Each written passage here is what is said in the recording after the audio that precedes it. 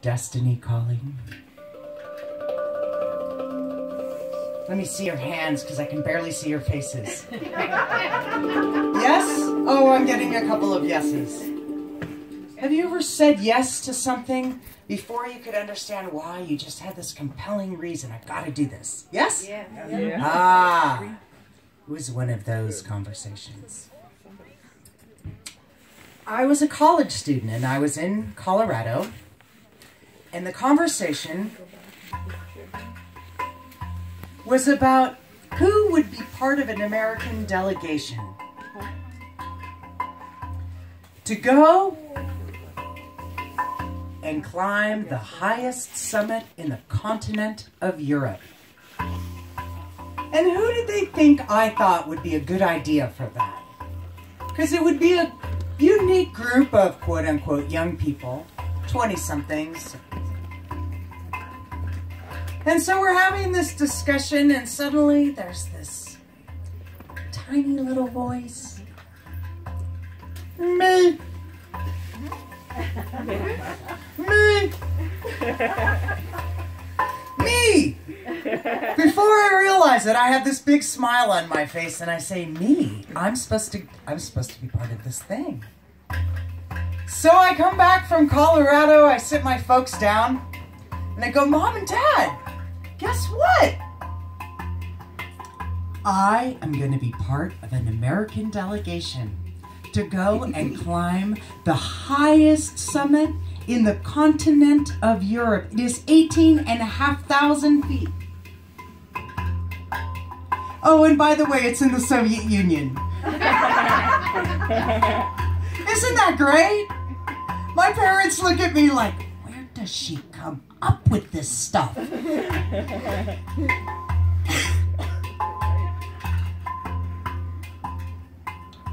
And so, thank you for your love, my little fairy friend. Whew. So my dad looks at me and he goes, "That's really nice, honey. That's great. I love your ambition. Not on my dime, okay?" And I'm like, "Dad, you know what? You're right. I have big dreams.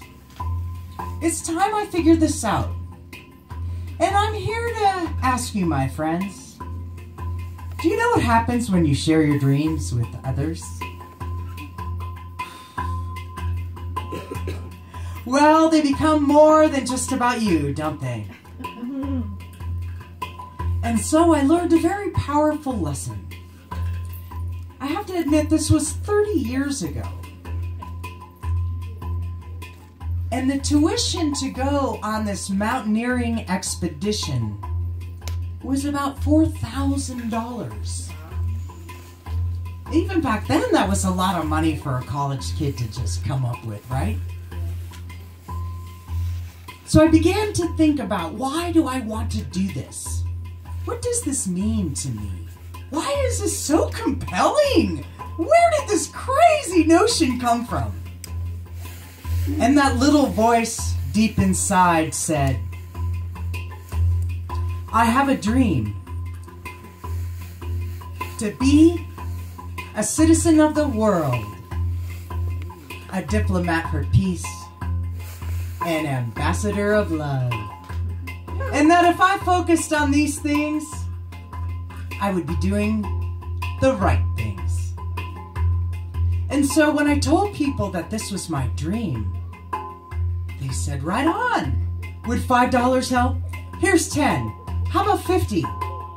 And before you knew it, over commitment and time and months, I had raised the funds and learned the powerful lesson of sharing a dream.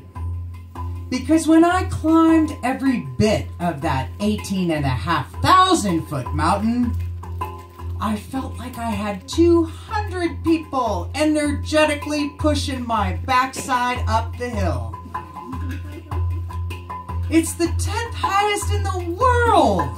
Talk about things I never imagined. But there I was, thinking, wow. So this is how it happens. Peace. Mir is what we say Russian, mir, peace. It happens heart to heart and hand to hand, sharing a smile, sharing some sweat, committing and doing something kind of amazing. So when I came back from the Soviet Union, I came back to California, and all the folks that had supported me, and I did slideshows and told them stories, and almost everyone had the same question. Because at that point, almost no one had been to the Soviet Union. And the question was, what are they like? What are they like? I grew up in the Cold War era. We were fed a non-stop diet of fear and enemy and commie and other. And I'm here to tell you world peace begins when we remember there is only one race. That's the human race. We know this. We know that we are just humans, and as far as I can tell in my travels, people want the same thing. Health, love, happiness. So I've had a prayer for a very long time. And now it's a song, and well, gosh, I hope you'll share it with me.